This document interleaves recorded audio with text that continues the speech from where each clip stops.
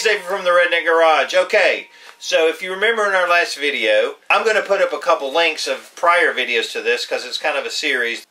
The first link here is going to be the original video of where I met with the JK Tire people. The second link is going to be to the one video before this one of where we dropped off the tires to get installed. And now we've got the third video.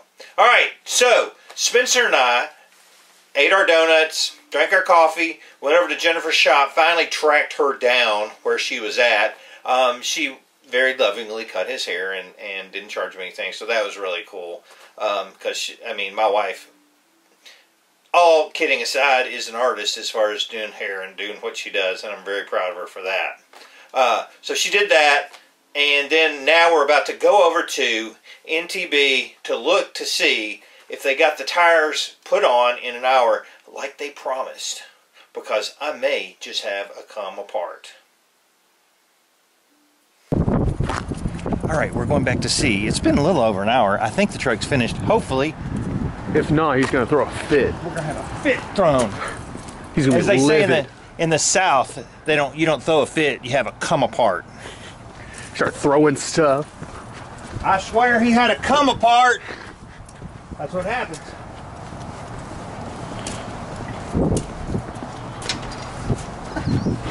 Hey, buddy.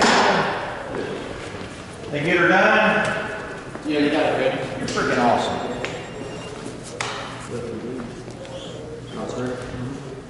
Seen you put them on.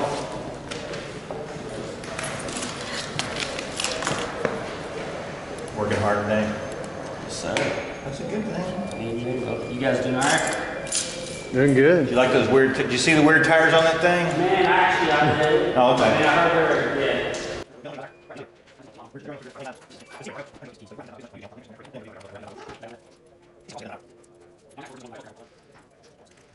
74.25, brother.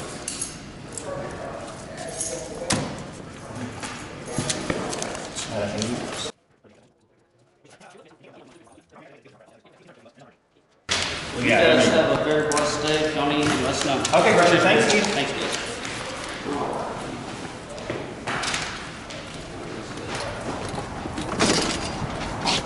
Nice people. Yeah, they're really nice. So I'm going to go ahead and measure what the tire wear is on these. Oh. That's what the tire wear is on the brand new tires. That's a lot. So the new tires that I put on 2,000 miles ago were down that much. Roughly. Now, I don't know if this is a little different because this does seem to have like a little bit of a ridge on it right here on that edge.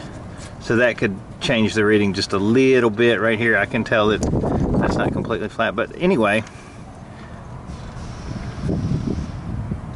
Yeah, right there. Huh. So I'm out here unlocking a car and I just thought this was funny. This park job from this Mercedes, evidently this guy was in such a hurry to run in and see girls in short shirts, short skirts and boobs hanging out here at Twin Peaks that he just kind of halfway pulled in the spot. Okay, when you got too much crap in your garage, right, then you pay for a storage unit. So I've got the tires, the NTW. You know what? I was really impressed with NTW. They put the tires in little bags for me. These are the tires that I had put on about 2,000 miles ago, and they're relatively new. I mean, they're brand freaking new. So they put them in little bags, and I'm going to go ahead and put them in my storage building over here, so I don't have to get around them in my little garage at home. So here's my storage unit. It's got crap from probably every vehicle I've ever driven in the past 10 years. There's a 22R Toyota motor that I just wouldn't get rid of because the bottom end went out in it, but I just redone the head. I could put new bearings in it, so I'm just hanging on to that. Cabinets from old vans. There's my cherry picker for my engine. There's locksmith stuff in here. Let me just tell you something. So storage units are one of the hugest scams in America, right? You go to the storage unit place and they go, oh, it's $80 a month. Well, let me tell you what happens every time. And think about this. every time you get all your crap, you put all your junk and crap that you should have thrown away already, right? All this stuff in the storage unit, you load it in here.